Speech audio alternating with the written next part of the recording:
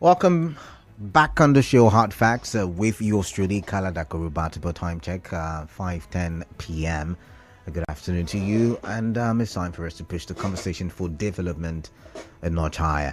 All right, that being said, I want to talk about something that, relates to the Niger Delta, and it has to do with crude oil.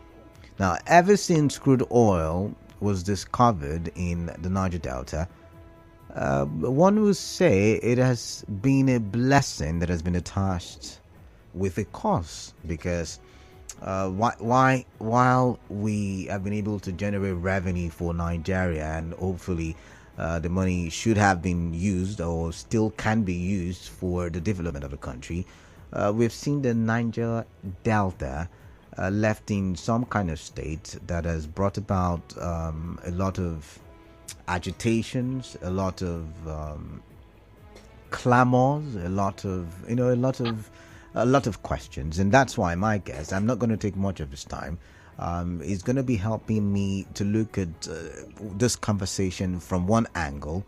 Then we'll get to another angle, you listening to the radio right now, and we'll talk basically for development. So I'm going to quickly introduce my guest. I've got Christian Otiasah on the phone. He's an environmentalist, he's a lecturer as well, and sometimes he likes to put his say on public affairs. Welcome on the show. Hello, can you hear me? Thank you for having me. All right then, it's good to have you. Welcome. And so let's talk now. You are a Niger Delta stakeholder, and the issue of oil bunkering, has been there ever since the amnesty program, and even before the amnesty program, it was pipeline vandalism. But right now, what we have is bunkering, and we have looked at several ways to stop the process, to stop this illegal bunkering, because it's also affecting the national revenue. But it's been very difficult. The environment has also been endangered by the activities of oil bunkers. However, it looks like they may have a cover in the Niger Delta. So I'd like to get your take on, oil bunkering and the effects it is having on our environment in the Niger Delta. Thank you. I don't know if you can hear me clearly. I can hear you clearly. Okay, I can make sense of it. The saying, if I have a clue on whether oil bunkering will be stopped. No, can you hear me now? Can you hear me now? Can you hear me now? I can hear you, but I don't know if you can hear me. I can hear you clearly, actually. And then the question I asked you is the environmental impact of oil bunkering in the Niger Delta, and what is your take on that? Let's start from there. Okay, there is no insane the fact that there is no insane the fact that bunkering in whatever way they are categorized under artisanal refinery. And artisanal refineries are not in any way that environment. They are all a negative to the environment. From a variety of perspectives you look at it, I don't want to bore you. The popular one is that when they go to do these things in the mangrove, the vegetation cover around there is being burnt off. And vegetation are ecosystems that provide habitat for certain special species that provide energy and resources to man. Now they kill that. Environmental policy, environmental policy.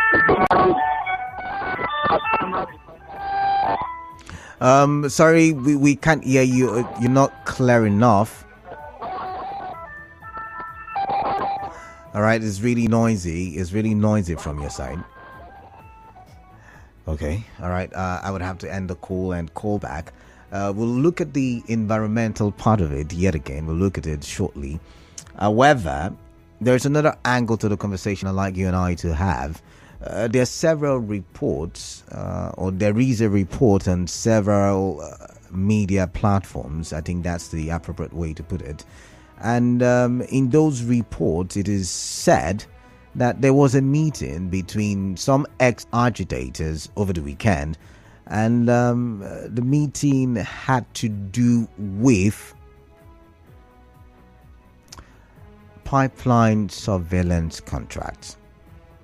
So, like I was saying not so long ago, during Yar'Adua's time as president, Yar'Adua's short time as president in 2007,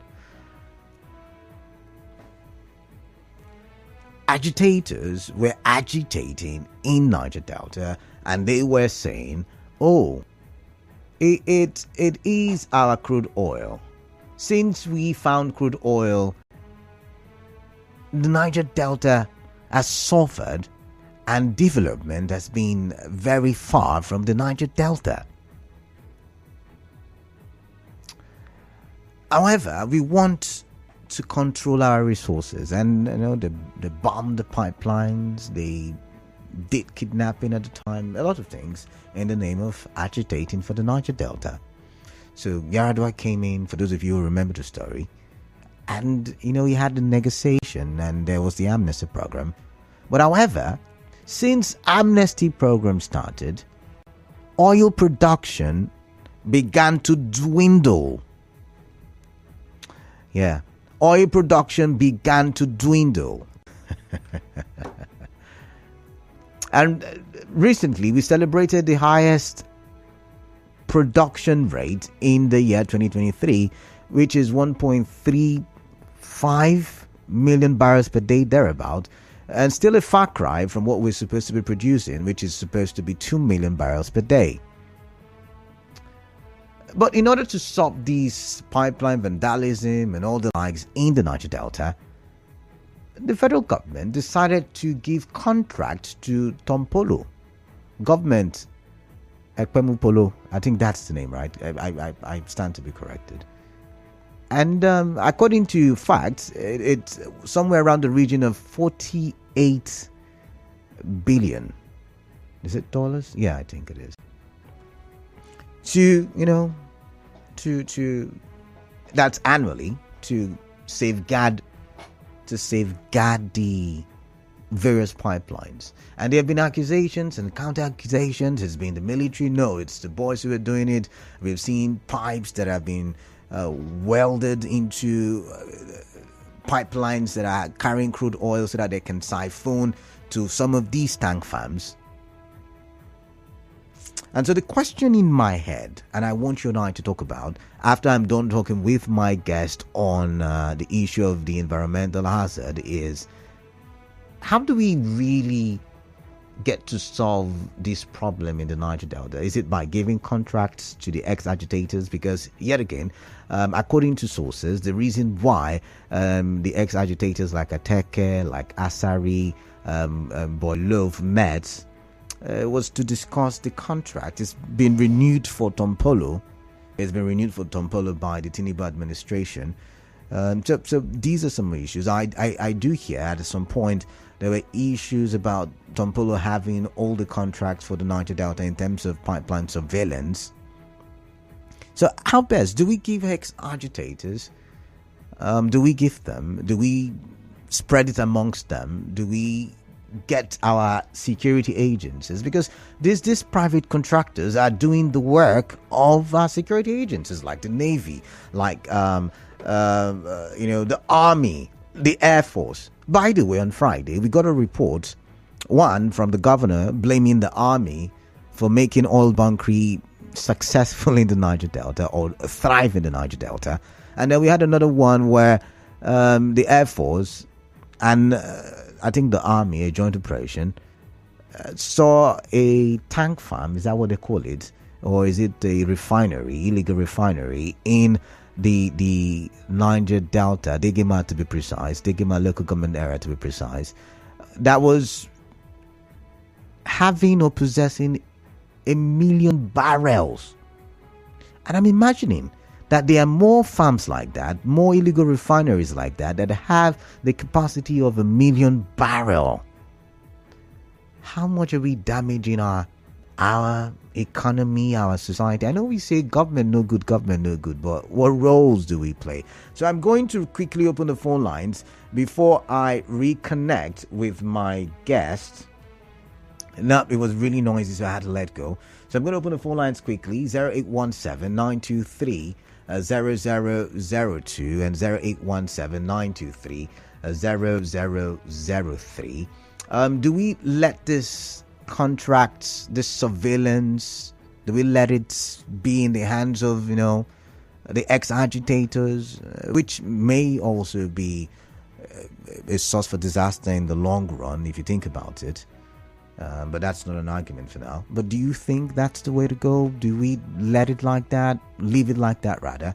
Or do we get back to our security agencies and ask them to do what is needful? All right, I've got a maker from Owerri. Maker, welcome on the show. Quickly, let's hear your thoughts. See, each time I get better, is being mentioned. I catch cold. Why do you catch cold? Nigeria is the fifth oil producing nation in the world. And when I look at part of the world, Kuwait, Saudi, most of these Arab countries that produce oil as we do. The way they look at the what I'm discussing now, that's the critical pipeline. They just give some of it, even if they say inclusive, part of it. They just give the cash to our people. We start killing ourselves. Some time ago, I don't know whether it's a reply that asked the question, how many Nigeria tanks, or even South and Southeast that has an oil block? That everybody has answered it up to today. And I agree with that, the reply over that question. They give us crunch here, we start killing ourselves, fighting the name of guiding our people. Why can't we apply oil the way other nations that have oil just as we do? I heard that I'm not in the university, I've not been there for a very long time. But I listen to people, even here in Imo State, this is part of our side is where they have a lot of road in Nigeria compared to another part of Nigeria. Why can't they use this oil money to benefit the people? If you look what other nations that produce oil, what they are doing, they need to go by. I tell you, nobody from the Nigeria Delta can produce this food supposed to even pay for transport. Even if you are paying on subsidy based on oil. In Saudi Arabia, did you know that from accommodation, everything about your life from the day you are born to you leave this world, you are very close to nothing. All right, Emeka, I have to let you go. Good and everything. So the other things are things that we need to put correct, not to much. All right. The name of a pipeline guidance. All right, thank you, Emeka. I've got to let you go now. Thank you very much. I've got Zion from Jari. Zion, quickly, please, what's on your mind? Can be saying billions like this to ex-agitators to protect these facilities. I think we should scrap NSCDC because it is sure that NSCDC is useless to us. They are so tech. They are only modulating the activities and the operation. NSCDC, as what enacted by the Act of the Parliament, was given prerogative to protect the national assets and facilities, including your community. I want to ask you, like any NSCDC personally in your community. So let's not scrap NSCDC and allow the ex-agitators to keep protecting our communities and our facilities for us. All right, thank you very much, Mr. Zion. We have a quick commercial break coming up. So after the commercial break, my guest is back online. So we will be looking at the issue from the environmental hazard perspective. And maybe we can fight all of these issues from that angle and see how we can restore the Niger Delta to its years of environmental glory. All right, just stay tuned. I'll be right back.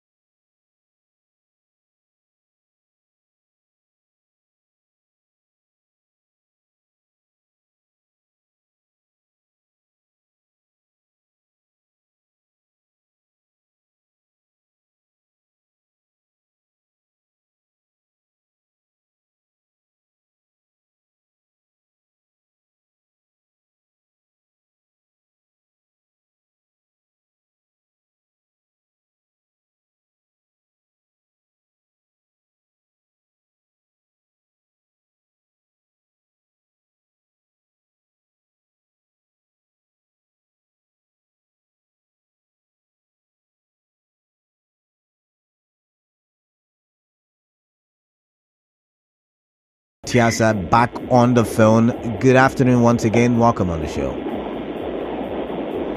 Thank you, Kalada, for having me. Yeah, sorry. My name is Dr. Christian Otiasah. Dr. Christian Otiasah. All right. Thank you very much for that clarification. So we had network issues earlier, and it's good to have you back. And if you're just joining us, you're listening to Hard Facts on 92.3 Nigeria Info. So at this point, I'll go back to the question I was asking you earlier, Dr. Otiasah. When it comes to the environment, how much impact does oil bunkering or does oil bunkering have on our environment in the Niger Delta? Okay, first, let me say this. Oil bunkering is a no to the environment. There is no way, there is no compatibility, there is no way the environment or any aspect of it is being helped by oil bunkering. Now, bunkering, be it in the maritime environment or the terrestrial environment, it damages the environment. If it happens on land, first, the vegetation cover around there, the trees and all that is burnt off, is destroyed. Now, that tells you that vital medicine that you are supposed to have will be lost. Okay. Beyond that, you will see that the roots of the tree make the soil compact such that erosion does not occur. So when the vegetation cover all the trees begin to burn off like that, you see that that area is exposed to erosion. Now, as the trees are getting burnt, there are lives in those trees that are useful to balancing the ecosystem. Those lives are lost. And when those lives are lost, the food chain is also affected.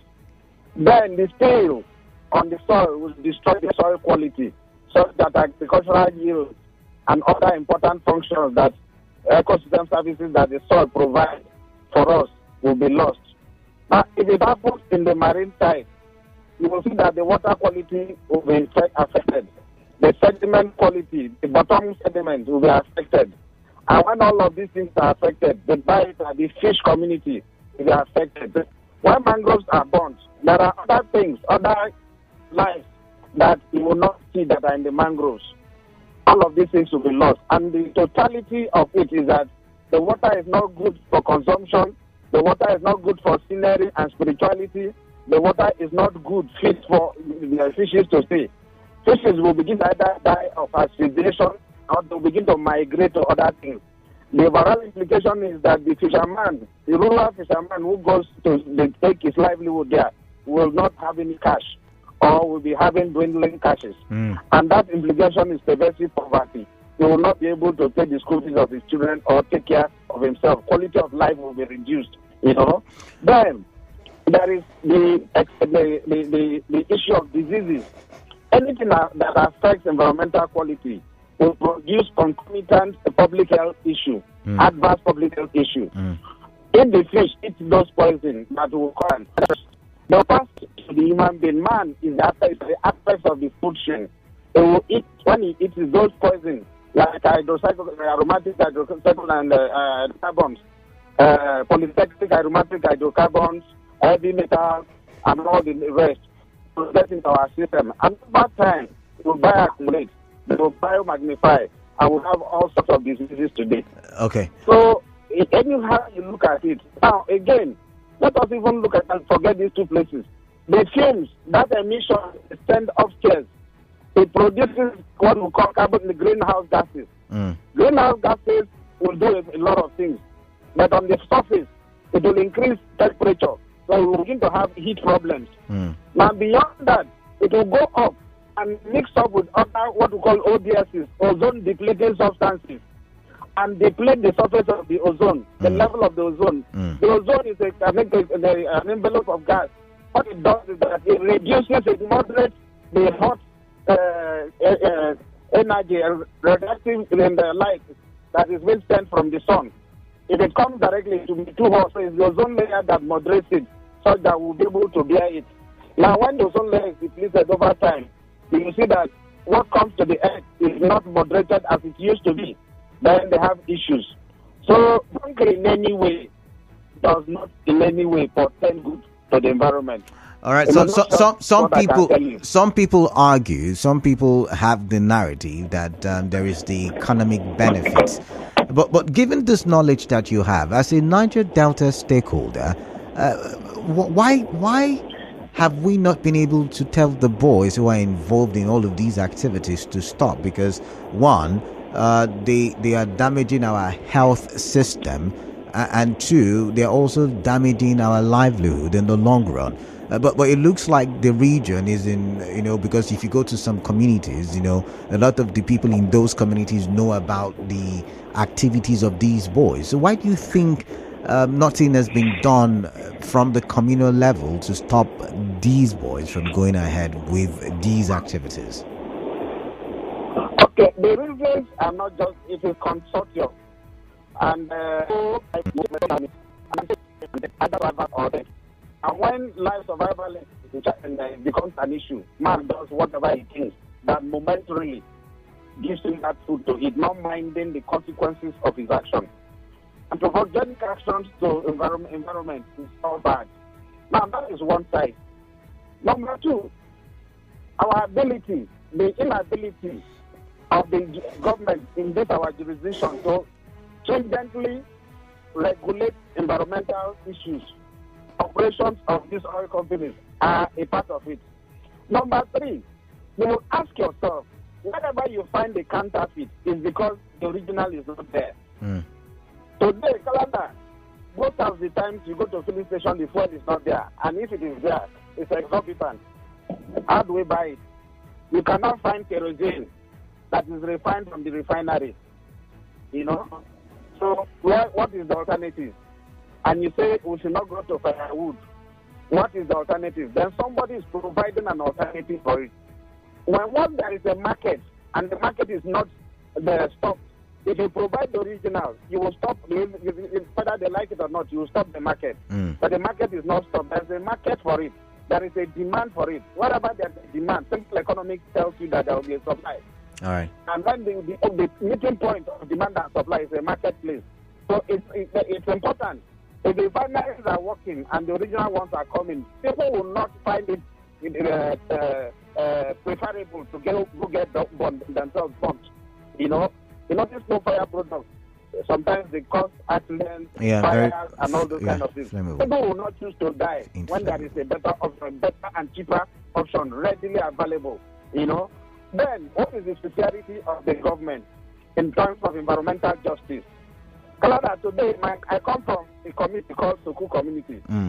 Soku Community produces a lot in terms of revenue. Petroleum assets in terms of revenue to both the state, LJ, and the federal government. You only hear us when there is a state dispute. The state dispute is not about the welfare of the people. It's about what goes into the coffers of the government. So when a man sets objectives, goals, have been thwarted, frustration is in it. It comes out naturally. And when once frustration comes out, aggression comes out. All right. These are some of the issues. Okay, there is no justice. Look at River State, for instance. All the projects that have been done of recent, no single project came to Soku. So, and that is why people... Sorry. So all the projects... Sorry. I need to quote you. Either resource control or environmental justice. You say all the... Sorry, I need to cut you short, Dr. Otiasah. You say all the projects... all the projects okay. done by both the weak administration and currently by the Temporary administration. Okay. You cannot find anyone in Soku. Okay. I mean it. You cannot find anyone in Soku. So how will the people be happy? The people expect to have a good life.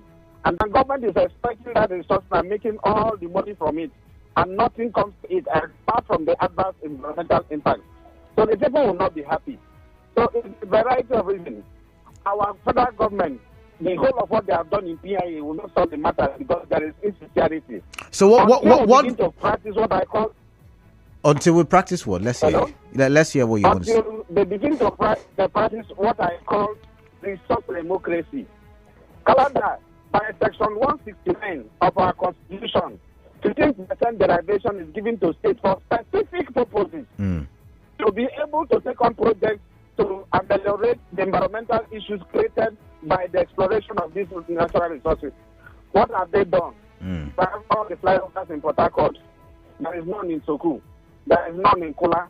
There is none in Nene Sangama. So we will be happy. These are some of the injustices that will propel people who probably might be oblivious of the environmental impact of bunkering to go into bunkering. Right. And it becomes difficult. If you go to stop the man, he's asking you, what do I have to eat? I have no job. I cannot kill fish again. I go, there's no fish. All the fish, they have migrated. What do I do? That is the question he's asking you. And when he asks you this question, it is correct. You cannot provide better alternative for him. So it becomes difficult. And again, over time, the agitation has brought in armed struggle, such that it becomes a bit difficult to regulate or caution or put a stop to some of these boys. It becomes difficult. So everybody is careful of his life. All right. So, and these things are exacerbated by the bad politics we play. So let me pause you. Let me pause you, please, because there are so many other questions I want to ask you, and one of them is, how do we solve these? You've listed some of the reasons why this activity or these activities thrive in the Niger Delta, but how do we solve them? Recently, the federal government renewed the pipeline surveillance contract of Tompolo or Tompolo's company. Is that the way to go? Solving it will start from sincerity on the side of government. And when I mean government, every government. Okay. All the government at all tiers, national and subnational. Then there will be a dedication. There will be a dedication. There will be a dedication to be able to eradicate environmental injustice. Okay. Those who have been made environmental refugees should be properly respected. Alternative livelihoods in forms of cottage industry must be put in place in the areas that these environmental destructions have taken place. And again, this is our governance structure. Our governance structure should be able to hold people in office to account, so that if 15% is given for specific purposes, it should serve for that specific purpose and nothing less. We should be able to do national reconciliation. There must be equity in exploration and utilization of natural resources. All right. That I cannot mine it gold privately without any. And your talk station. The Niger Delta will be in the police, everyone 1 meter, with soldiers and all manner of things, all manner of injustices. It cannot happen. We are equal. If gold should be mined by individuals without government taking any action, then our crude oil should be mined by our people without government taking any action. You cannot militarize one zone and free the other ones where helicopters will fly in under the nose of Nigeria to mine gold. These are some of the political imbalances that must be addressed. They are the root causes of all of those things. Then, advocacy, education of the merits of bunkering should be there. We have talked about even modular refineries. There is dishonesty in the issues of modular refinery across the state. So I think that we have a long way to go. When these things are handled, I think, and we will provide the original products, kerosene, diesel, and all that. The refineries are working and producing. Then people need to have choice. For today, they don't have choice. For today, the markets are booming. And as much as the market boom and all these things are in place, there is no way you can stop bunkering. All right. Thank you. So yet again, you're saying the current approach, which is a kinetic approach, which we have the military bombarding, we have ex-agitators manning pipelines. You're saying these will not be as effective as solving some of the issues that bedevil the Niger Delta, some of the issues you've mentioned? It can produce, it can update for some time, but permanently eradicating it, I'm afraid it cannot. It cannot.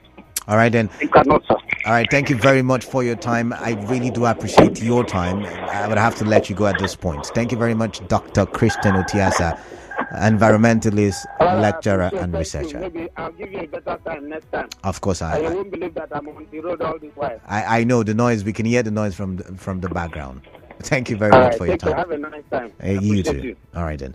Now it's time for you and I to have a conversation. Remember, I asked a question earlier, and now that we've listened to Dr. Otiasah and he has given us the professional angle or environmental perspective, the next question is, why are we still engaging in illegal refining? Because it's killing you and I. It's reducing our lifespan. It's killing our future livelihood and all of these things. However, there are the social injustices that has resulted in these activities. But is the pipeline surveillance contract the way to go? Using ex-agitators, of course, or what's your solution? And you know that before the coming of this administration, there were rancors, there were murmurings and grumblings as to why one of the ex-agitator will get all of the contracts, and that caused a lot of storm, and then stakeholders in the Niger Delta had to come and say, everybody calm down, let's see how we can make peace and all of that stuff. And now, despite having a political romance with the president, I'm talking about Asari Dokubo now, the pipeline contract has gone back to Tompolo. So is this the right move? We've got NSCDC, we've got Army, we've got the Navy, we've got the Air Force, who, by the way, have been bombarding and trying to destroy a lot of tank farms. Surveillance, we've seen a lot of Tantita, which is the company for Tompolo, doing water surveillance, arresting vessels who are smuggling oil out of the country. But that's also supposed to be the Navy's work. Yeah, that's supposed to be the Navy's work. Correct me if I'm wrong, but what do I know? I'm going to the phone lines now so we can use the remaining minute, you and I, to quickly have a conversation. 0817 923 0002 and 0817 923 0003. WhatsApp number 0809-030-6416. Some of us would always complain, the government is not doing enough, the government is borrowing money, the government is doing all of this, and they're doing it because they're not generating enough revenue. And why are they not generating enough revenue? Apart from their lack of creativity, there is also the issue of pipeline leaks, oil thefts, pipeline vandalism, illegal refining, and some of these activities actually ruin the ability of the government to make enough revenue so that you and I can have a better economy. But while I'm waiting for your calls, 0817-923-0002 and 0817-923-0003. I'm going to go to the WhatsApp platform and read some messages. This one says, man of the people, greetings. What is the work of NSCDC and other security agencies? Is this not their responsibility to protect lives, properties, and national assets? What is the essence of paying these few individuals to protect national assets when we have security agencies saddled with the responsibility of protecting government properties from tangled? This one says, until the entire Niger Delta is allowed to control their natural resources, the issue of illegal refining activities will never end. We must tell ourselves the hard truth. Fidelis Elemua from Chokocho Eche. Maybe that's a solution, but what do I know? Braid from Port Harcourt, thanks to you. Yeah, greetings, Mr. Muso. Yeah, well, what's on your mind, please? Yeah, the truth is that the Otiasah has said it all. This part of the world concerning the environment, everything looks bad. And right now, as we speak, look at the environmental degradation that we are seeing in this country. And is it healthy to our health? The answer is no. Sometimes when you wake up and you put your hand inside your nose and bring it out, look at the kind of black things that you're seeing on your nose. And that is Lakeman's issue that we should be able to know that human being within these houses is liable to die young. Yes, so we should be able to see how the government should be able to look at the environmental issue and handle it squarely so that we have good living and good life. Thank you, and God bless. All right, thank you very much, Braid. Thank you for your time there. Keep those calls coming in, 0817-923-0002 and 0817-923-0003. WhatsApp messages should go to the number 081 or 0809, I beg your pardon, 0809 0306416. How do we tackle this monster, so to say, because it is affecting the economy and somehow indirectly affecting you and I. And I'm wondering, despite all of the negatives, and as mentioned by my guest over the phone, despite all of the negatives, there is still some level of support, some level of substantial support for, illegal refining in the Niger Delta. And I'm wondering, well, why is that the case? Why is that our reality? Other countries have crude oil and they are, they are better for it. But when we look at the Niger Delta, insecurity, environmental degradation, and even health degradation as a result of environmental degradation. And you're wondering if the blessing has become a curse. And that's why we're talking about it. But my time is almost up. I've got a commercial break coming up. When I come back from the other side of the news, we'll look at this some more, and I really would like to get your thoughts. Like my guest said, having pipeline contractors or surveillance contractors is going to be a short-term solution, not a long-term.